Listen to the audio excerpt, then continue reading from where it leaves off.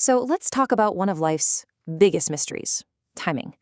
I mean, why is it that some people just seem to catch every single break while the rest of us feel like we're just left waiting? Today, we're going to break down some really powerful ideas from Apostle Joshua Selman on how you can stop just waiting for your moment and actually start preparing for it. Let's dive in. You know that feeling, right? That little nagging voice in the back of your head that says, hey, you missed it. That was your big break. You see other people stepping into their moment, and you're just left wondering, how did they do that? Is it just random luck? Or is there something else going on here? Something that we can actually understand and apply to our own lives? Okay, so the first thing we have to do is completely change how we think about time. It's not just a ticking clock, right?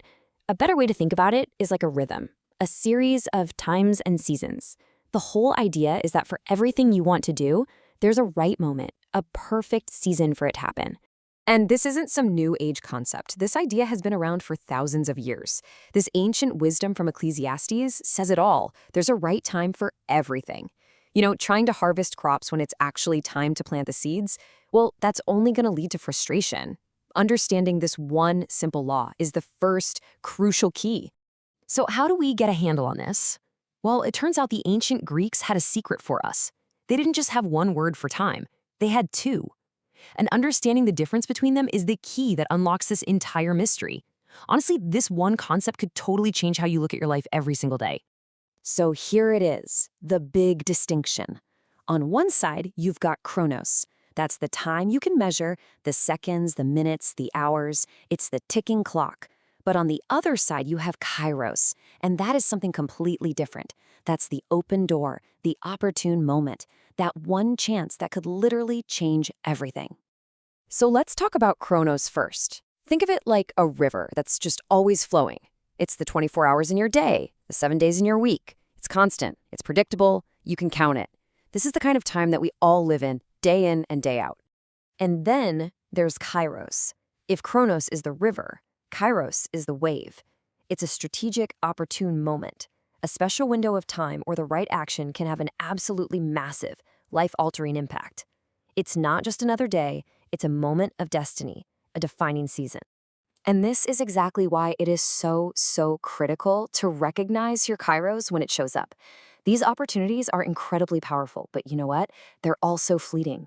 They don't stick around. Missing one can mean years of feeling stuck, of feeling like you've fallen behind. And yeah, here's the catch. These moments are incredibly rare. We're not talking about something that happens every week. You might only get a handful of true kairos seasons in your entire life. And that's what makes them so precious, and it's why being prepared for them is absolutely everything. Let me give you an analogy that makes this crystal clear. Think about a student. The daily grind of homework, of studying, of going to class, that's their chronos time. But that one final exam, the one that could define their entire career, that is a kairos moment.